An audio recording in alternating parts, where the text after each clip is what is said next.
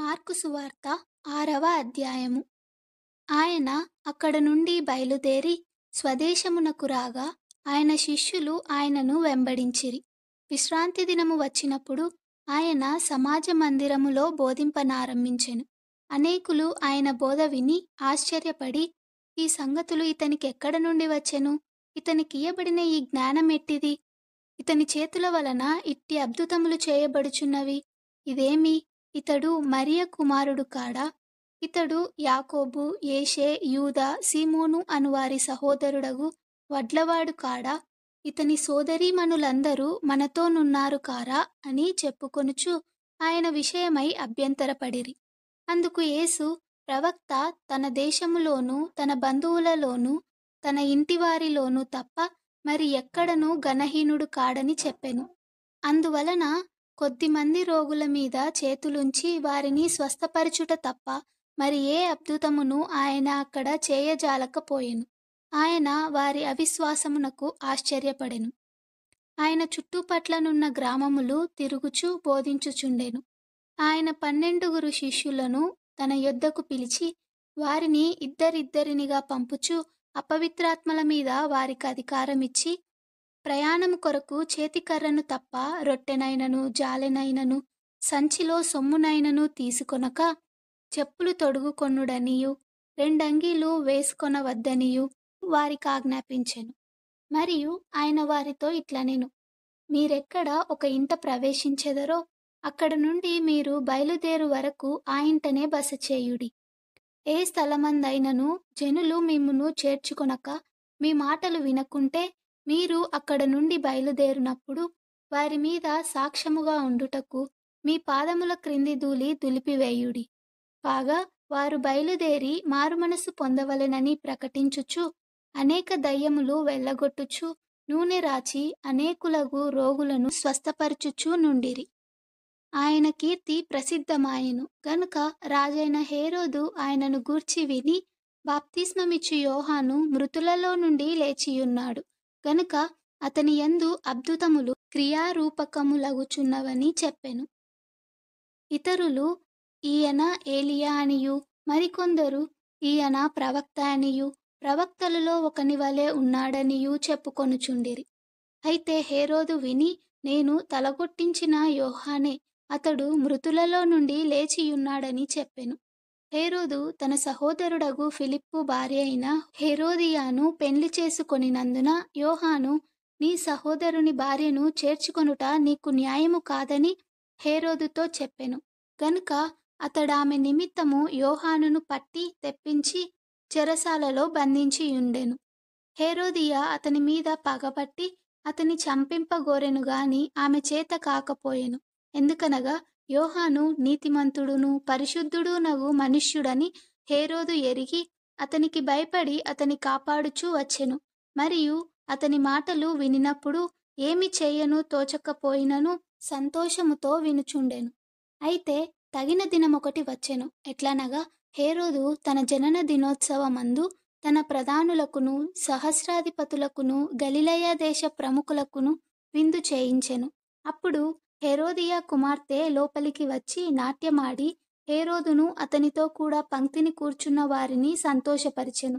గనుక రాజు, నీకిష్టమైనది ఏదైనను నన్నడుగుము, నేను నీకిచ్చేదనని ఆ చిన్నదానితో చెప్పెను. మరియు నీవు నా రాజ్యములో సగము మట్టుకు ఏమి అడిగినను నీకిచ్చేదనని అతడు ఆమెతో ఒట్టు పెట్టుకొనెను. గనుక ఆమె వెళ్ళి నేనేమి అడిగెదనని తన తల్లినడగగా ఆమె బాప్తిస్మమిచ్చు యోహాను తల అడుగుమనెను. వెంటనే ఆమె త్వరగా రాజునొద్దకు వచ్చి బాప్తిస్మమిచ్చు యోహాను తల పల్లెములో పెట్టి ఇప్పుడే నాకిప్పింపగోరుచున్నానని చెప్పెను. రాజు బహుగా దుఃఖపడెను గాని తాను పెట్టుకొనిన ఒట్టు నిమిత్తమును తనతో కూర్చుండియున్న వారి నిమిత్తమును ఆమెకు ఇయ్యను అననొల్లకపోయెను. వెంటనే రాజు అతని తల తెమ్మని ఆజ్ఞాపించి ఒక బండ్రౌతును పంపెను. వాడు వెళ్ళి చెరసాలలో అతని తలగొట్టి పల్లెములో అతని తల పెట్టి తెచ్చి ఆ చిన్నదానికిచ్చెను. ఆ చిన్నది తన తల్లికిచ్చెను. యోహాను శిష్యులు ఆ సంగతి విని వచ్చి శవమును ఎత్తుకొని పోయి సమాధిలో ఉంచిరి. అంతటా అపోస్తలులు యేసునొద్దకు కూడివచ్చి తాము చేసినవన్నీయు బోధించినవన్నీయు ఆయనకు తెలియజేసిరి. అప్పుడాయన, మీరేకాంతముగా అరణ్య ప్రదేశమునకు వచ్చి కొంచెము సేపు అలసట తీర్చుకొనుడని చెప్పెను. ఎలయనగా అనేకులు వచ్చుచూ పోవుచూ ఉండినందున భోజనము చేయుటకైనను వారికి అవకాశము లేకపోయెను. కాగా వారు దోణి ఎక్కి అరణ్య ప్రదేశమునకు ఏకాంతముగా వెళ్ళిరి. వారు వెళ్ళుచుండగా జనులు చూచి అనేకులాయనను గుర్తెరిగి సకల పట్టణముల నుండి అక్కడికి కాలినడకను పరిగెత్తి వారికంటే ముందుగా వచ్చిరి. గనుక యేసు వచ్చి ఆ గొప్ప జన సమూహమును చూచి వారు కాపరిలేని గొర్రెల వలె ఉన్నందున వారి మీద కనికరపడి వారికి అనేక సంగతులను బోధింపసాగెను. చాలా ప్రొద్దుపోయిన తరువాత ఆయన శిష్యులు ఆయన యొద్దకు వచ్చి, ఇది అరణ్య ప్రదేశము, ఇప్పుడు చాలా ప్రొద్దుపోయినది. చుట్టుపట్ల ప్రదేశములకును గ్రామములకును వారు వెళ్ళి భోజనమునకేమైనను కొనుక్కొనుటకు వారిని పంపివేయుమని చెప్పిరి. అందుకాయన, మీరు వారికి భోజనము పెట్టుడనగా వారు, మేము వెళ్ళి 200 దెనారముల రొట్టెలు కొని వారికి పెట్టుదుమా అని ఆయనను అడిగిరి. అందుకాయన, మీ యొద్ద ఎన్ని రొట్టెలున్నవి? పోయి చూడుడని వారితో చెప్పెను. వారు చూచి తెలుసుకొని 5 రొట్టెలును 2 చేపలు ఉన్నవనిరి. అప్పుడాయన పచ్చిక మీద అందరూ పంక్తులు పంక్తులుగా కూర్చుండవలెనని వారికి ఆజ్ఞాపింపగా వారు 100 మంది చొప్పునను 50 మంది చొప్పునను పంక్తులు తీరి కూర్చుండిరి. అంతటా ఆయన ఆ 5 రొట్టెలను 2 చేపలను పట్టుకొని ఆకాశము వైపు కనులెత్తి ఆశీర్వదించి ఆ రొట్టెలు విరిచి వారికి వడ్డించుటకు తన శిష్యులకిచ్చి ఆ 2 చేపలను అందరికిని పంచిపెట్టెను.